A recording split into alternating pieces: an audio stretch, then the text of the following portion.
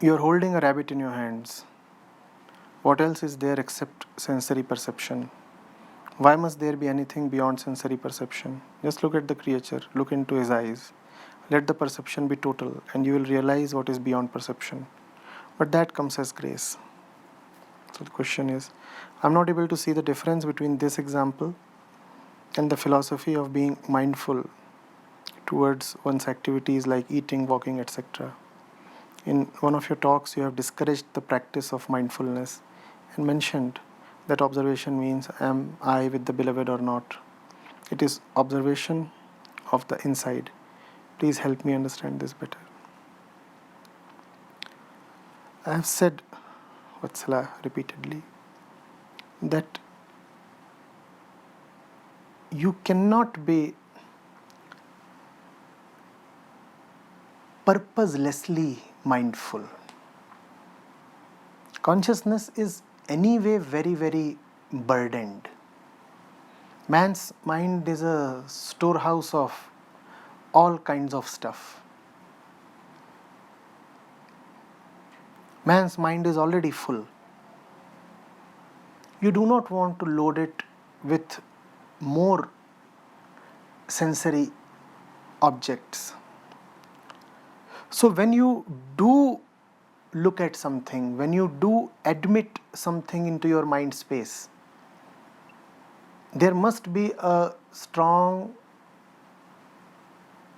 and valid reason.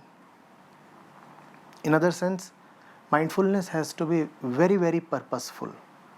Nobody should be allowed to gain entry into your mind unless the entry serves a clear purpose. That's why I talked of the rabbit here. I didn't talk of anything in general. So I said, look into the eyes of the rabbit. Now there is a purpose there, there is a gain there. I'm not talking of admitting just anything into your consciousness. I'm talking of admitting that which will give you insight. Insight about what? Insight about your own situation. When you look at the rabbit, you will know who you are. The eyes of the rabbit specifically will tell you about your own longing. When you will look at that animal, you will see something that will tell you who you are and will not allow you as a bonus to kill and consume the rabbit.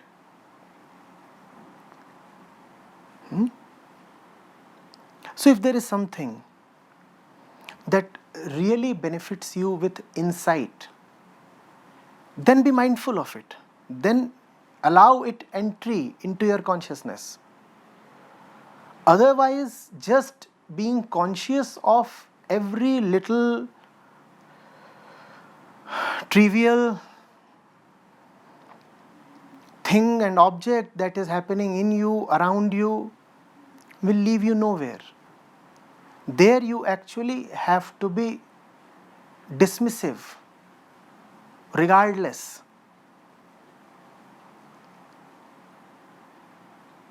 oblivious, contemptuously oblivious.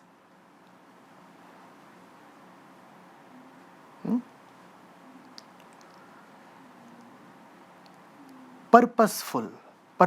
You must know why you are looking at something. And the question then is, if you have looked at those videos carefully, am I with the beloved or not? That is the only question that must constantly occupy your mind space. So, do be mindful of stuff that helps bring back this question to you, and be totally dismissive of other stuff. Just randomly and purposelessly counting the number of steps that you take from the kitchen to the washroom is no good. It's a random and dead practice. It will further burden and dull down your mind. And when the mind becomes dull, then there is a temporary relief from suffering. Active and searing pain turns into dull ache, and many people prefer that. But the pain has not really gone anywhere. It has just become subsided, hidden, more palatable.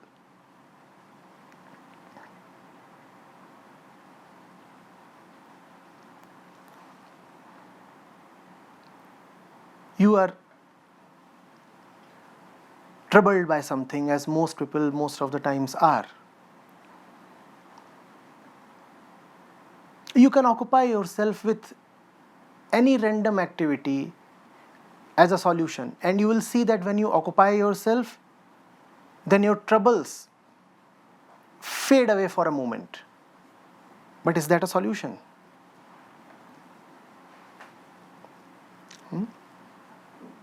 You have to ask the important and central question. Given who I am, and who are you, Vatsala? The longing consciousness. Given who I am, why am I doing anything, including observation? That's the thing to be asked. Given who I am somebody who is in need of healing. Given who I am, why am I counting my steps? Why am I watching and counting my breath? Nothing can be just a mindless practice. Otherwise, it becomes the absurdity of mindless mindfulness. So when you say that mindfulness is good, I will say fine, but be mindfully mindful. Don't be randomly mindful, because there is just too much filth that can fill up your mind. Why must you allow it? The art of living is to not know a lot. There must be really a lot that you must not know at all. And when I say know, I mean knowing in a way that affects you. And we do get related to the knowledge we have, don't we? And then the knowledge becomes burden.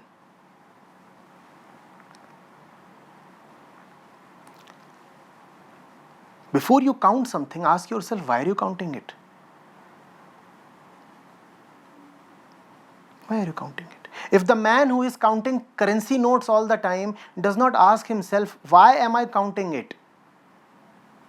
Then he is condemning himself to deep suffering. And if you do not know why you are counting, then there is not much difference between counting currency notes and counting the number of steps that you take as you walk from point A to B. We are quick to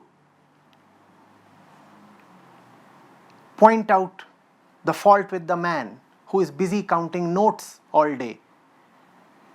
But we do not see that the man who is counting his steps all day is guilty of the same fault.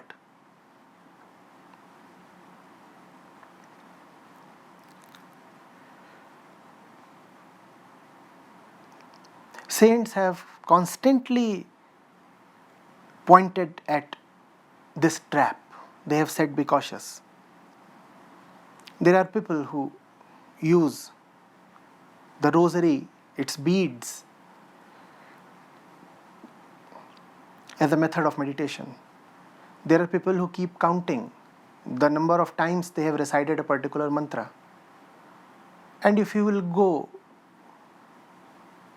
to Kabir Sahab, Nanak Sahab, or other wise men, they will all tell you what is the point in counting till 108. What is the point in counting the number of times the rosary has gone through your fingers? Do you even know what is going on? It is just dead practice, and it is further turning your mind dead.